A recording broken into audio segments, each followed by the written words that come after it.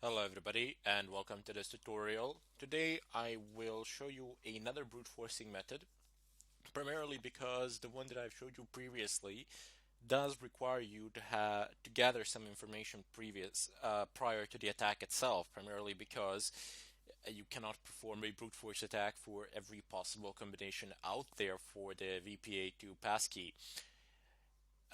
Why? Well, simply because you have too many of them to try and you don't have enough processing power. The best you could do is combine, let's say, the best a home user could do is combine pretty much all of the devices that they have in the house. For example, your smartphone, a tablet, a laptop, a computer, and you could combine the processing power of all of those devices and basically distribute the decryption cracking onto all of those devices. However, even then, you would still find it very difficult, and you would still have way too many combinations to deal with. Again, you have online services. You can rent servers to do this, but that costs money, and yeah, it's not easy to come by these days. Anyway, do not despair. There's no reason to panic or anything of a kind. I know that the previous method is somewhat difficult and it does require you to actually go out there and gather some information on your own. However, this method that I am about to show you doesn't require you to gather much information at all. Basically, what somebody has come up with is this extremely stupid idea of PIN authentication for wireless networks. And there is a major flaw in it. First of all, PIN authentication only has numbers, which dramatically reduces the amount of combinations possible. Namely, there are only 11,000 combinations. And considering that the Reaver splits the length of the PIN code in two, once it finds the first half, finding the second half gets a lot easier, so you don't even need to do, in all likelihood, you won't actually need to do all 11,000 combinations at all. Now, if you have watched the previous tutorial, you have seen that I can do maybe 1700 up to perhaps 2k passwords a second, or 2k attempts per second. You would think that, oh well, 11,000 possibilities, not much at all, probably less than 10 seconds, it would be over. However, that is not the case, because the sort of attack that we're going to perform now does not, we're not going to be doing it locally. We're not going to be doing it on the machine itself. It's not like we will have a file that we will be able to use our processor to crack the encryption of that file. Rather, instead, we will be doing this remotely. So we will come into the range of a wireless access point, and then we will attempt to attack that wireless access point by by trying to pass pin codes. And if any of them works out, we're gonna get a response from the Reaver software, and it will basically tell us what is the passcode, what is the VPA2 pre-shared key for that particular access point. The downside of it all is that most of the routers these days, even though the brilliant router manufacturers have actually decided to put PIN authentication to be enabled by default on most of the routers out there, they did fortunately put a preventive measure, which is the router itself basically locks after you've passed the incorrect PIN several times. It will lock and it will not allow any PIN authentication of whatsoever to go on for a certain period of time, usually maybe an hour or something of a kind. You can immediately deduce from this that this leaves possibilities for numerous DOS attacks, and all you would have to do is authenticate falsely a couple of times, and PIN authentication will be disabled for pretty much anybody there. And there are a good amount of networks out there who rely primarily and only on PIN authentication. Why, I have no idea. So, without further ado, I have showed in the previous tutorials, if you don't have Reaver installed, how to install it. But in this particular one, I'm gonna just go ahead and use it. I won't do any of the installation procedures because they're already done in the previous tutorials. So just go ahead and type in reaver dash dash help, and you will get a ton-load of options. I mean, well, maybe not the ton-load, but certainly a good amount of options. We will be using some of them. More likely than not, when dealing with different kinds of routers, you will be required to use some of these options, to use some of these arguments, primarily because uh, yeah, different routers have different configurations, and you want to be able to hide your attacks or to mask yourself somehow. Not because you're gonna get detected or something like that, because it's not likely that anybody can actually track you down if you are attacking a wireless access point, if provided, of course, that you are not authenticated with it. If you are not authenticated with the wireless access point, and if you're just attacking it like this via wireless radio or something of a kind, basically there's almost no way to detect you. There is no way to find your physical location or to identify you. Sure, your MAC address, do you care? All you need to do, as I stated in the previous tutorial, is type MAC changer and change it. No problems. If you don't know how to change the MAC address, just go back a tutorial or two, and you will find a section called, not a section, you will find a tutorial called MAC or MAC changing or something of a kind, but it will have a word MAC in it. MAC. And there I have explained in great detail how you can actually hide your MAC address without any sort of problems of whatsoever.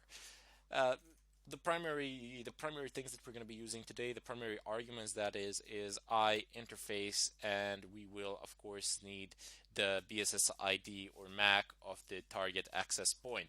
Before we do that, as before with aircrack-ng, we do need to do a couple of things.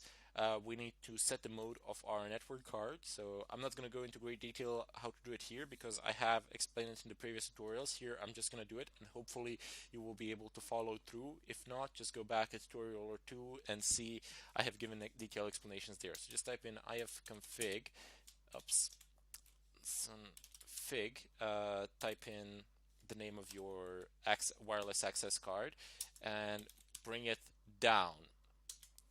Oops, operation not permitted. I'm not root, of course.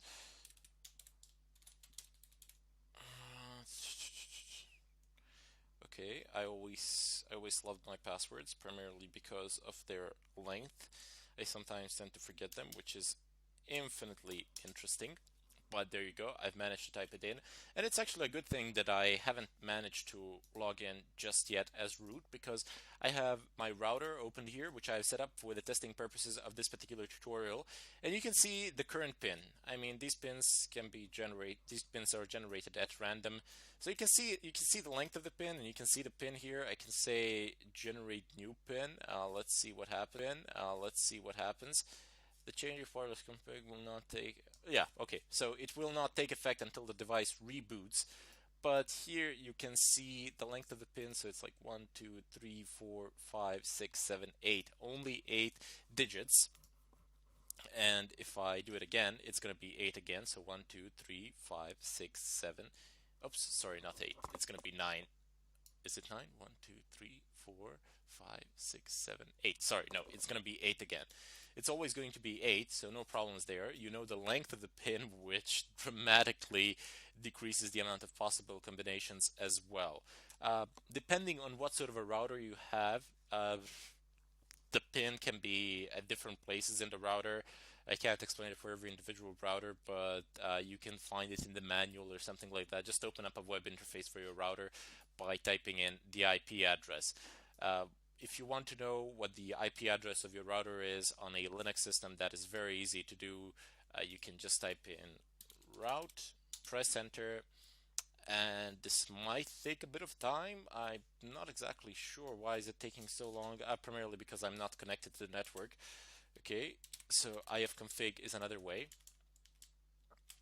But here it would say gateway, and where it says gateway, that would be the default address of your router. However, that is the default gateway. That does not necessarily need to be the IP address of the router you are connected to.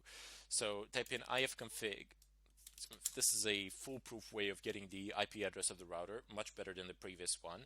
And I want to get the IP address of the router to which my wireless access point is associated with. So VLP2S0. Press enter, and there we go. I have an IP address here. Okay, let's just clear this up a bit. clear. I want to get a bit of a better clear. I want to get a bit of a better picture. Grep inet. Excellent. So I have inet here, and this is the internet address, but this is my local address. It's not to be used for external purposes at all. It's 192.168.0.102, and the difference between your wired and wireless connection is usually this digit here. For wired, it's 1, and for wireless, it's 0, and then you have a list of hosts which are here. Anyway, my IP address in my local area network that my wireless interface has is 192.168.0.102. The lowest possible IP address within this range, with only the last octet changing, is .0. So from 0 to 255, and the lowest one would be 0, but you cannot use 0 because that is the network address. So what you do is find the lowest one here, which is 0, plus 1, and that's going to give you the IP address of your router. Very simple. And you can see that is exactly what I've typed in here. It's 192.168.0.1. So just find the lowest one, which is 0, of course, and then add 1, which is going to be the IP address of the router.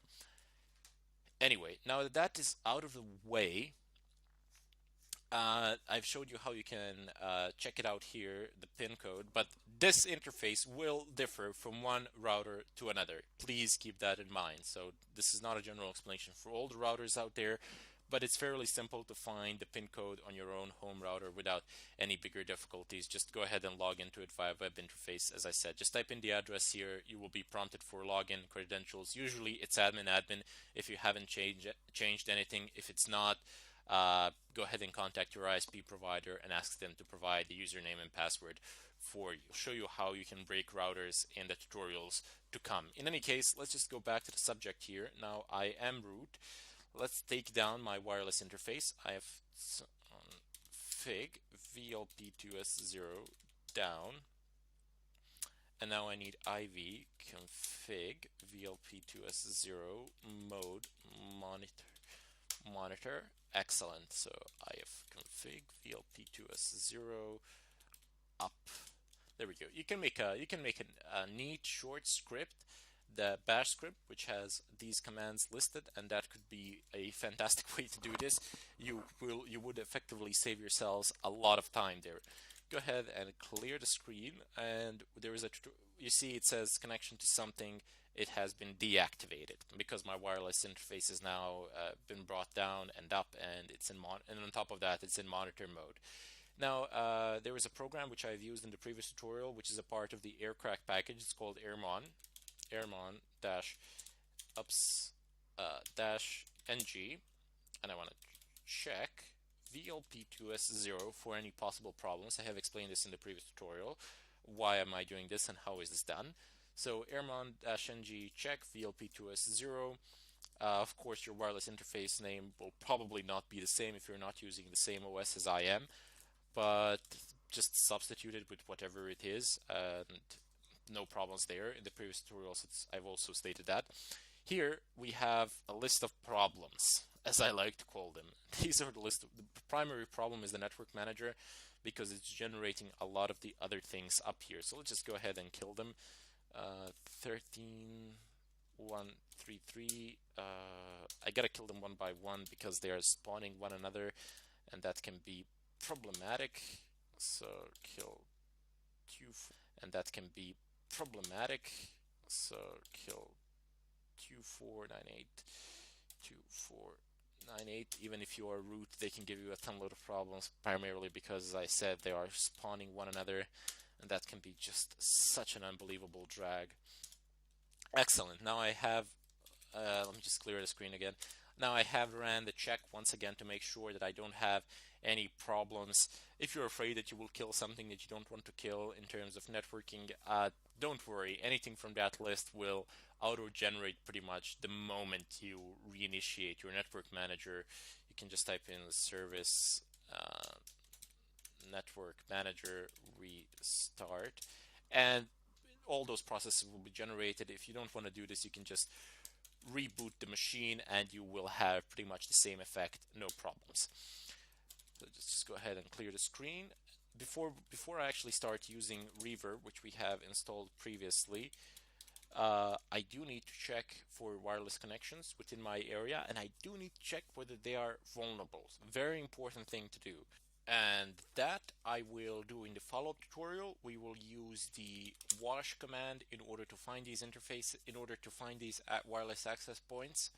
Until then, I bid you farewell, and I hope to see you there.